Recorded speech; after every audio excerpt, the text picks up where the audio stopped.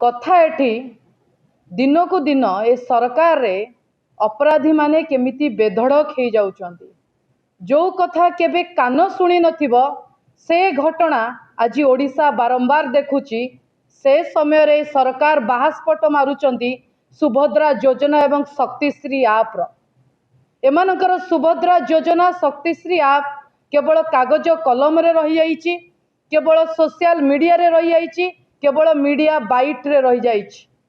कौन होउछि झियंकर अवस्था आज जेतबळे मीडिया सेठी कवर करूची सेठी पुणी बलंगा घटना बलिया चपल मिली बोतल मिली किंतु काली सकाळे आकु पुणी आत्महत्यार रूप दबाकू ए सरकार लोक माने लागि जिवे। ए सरकार रे जो पुलिस काम करूनी ताकू पुरस्कृत करा जाउची, जो पुलिस काम करूची ताकू छुट्टी रे पठेई दिया जाउची। बालेश्वर घटना रे आपण देखिले एसपी एफआईआर रखिलेनी, एडिशनल एसपी एफआईआर रखिलेनी किंतु तांकर पद पदवी सुरक्षित सी एबे भी बालेश्वर अछंती।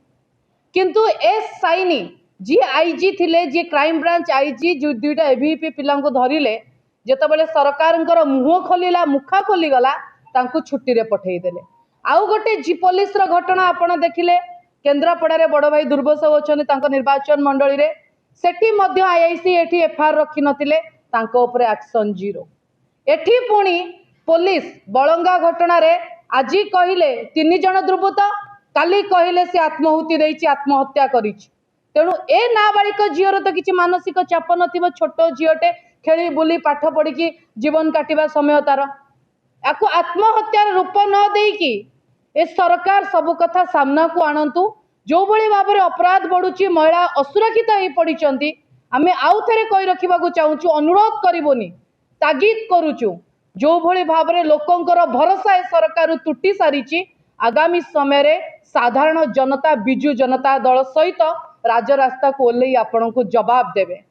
शेष में आउ थे आज से झीर अवस्था जितेबाला से फुटबॉल ग्राउंड रे ता बॉडी पड़ी, कपड़ा घोड़ाई, ता मुह हाथ देखा जाउची। आम घरे झील आमको असुरक्षित आज्ञा लगिला। तेणु तार आत्मार सद्गति कामना करुचु एवं सेतबळे ता आत्मार सद्गति हम जेतबळे प्रकृत दोषी सामना को आसीबो एवं पुलिस प्रकृत दोषी को दंड दब एवं ये सरकार निज उपरे लागिथिबा कलंक को पोछिबा को जाई आत्महत्यार रूप न देवे।